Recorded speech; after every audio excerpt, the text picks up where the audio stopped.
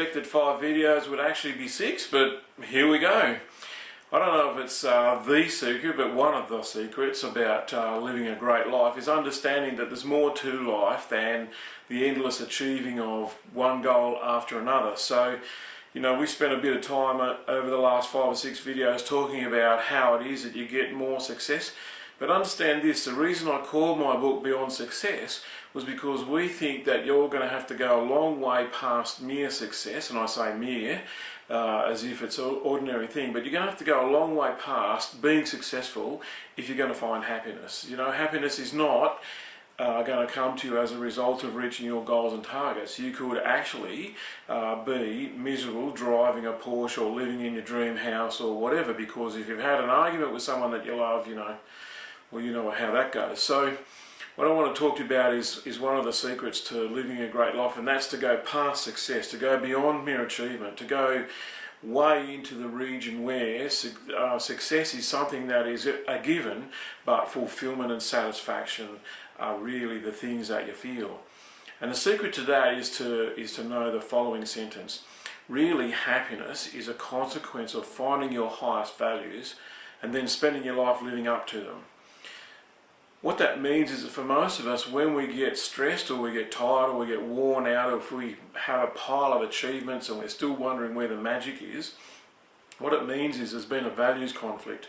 It simply means that we've been doing a lot of things that have consumed a lot of time, but they're not really in the field that we truly value.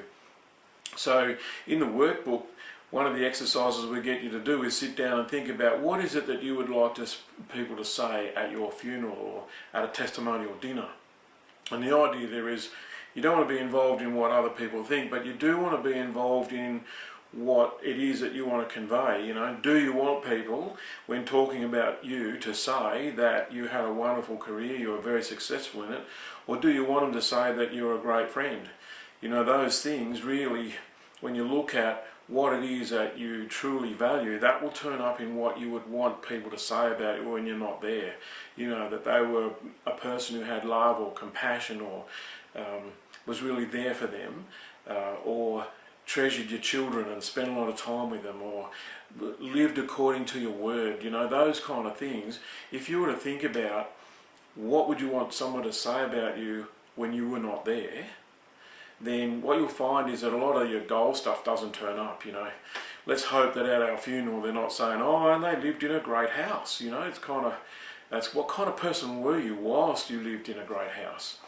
So the exercise for homework is to simply sit down and imagine that testimonial dinner or your funeral, or you know, someone talking about you while you're not there. What is it that you want them to be able to say about you and have it be the truth? Because once you can jot that down, and really all you need is the key words, you don't need the whole sentences, just the key words, then what that means is that list is actually a list of your values, the things that truly matter to you.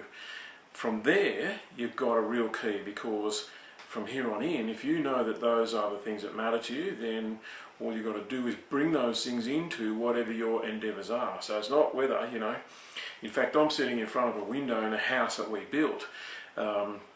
But that was 20 years ago, and really it's not that we have a house, it's who was I while I was building that house. My children, when they were 3 and 5 years old while we were building this house, would have had an experience of me for 12 months during that time, and it could have been joyful, it could have been happy, it could have been struggle, it could have been, you know, normal building sites of misery and rudeness. So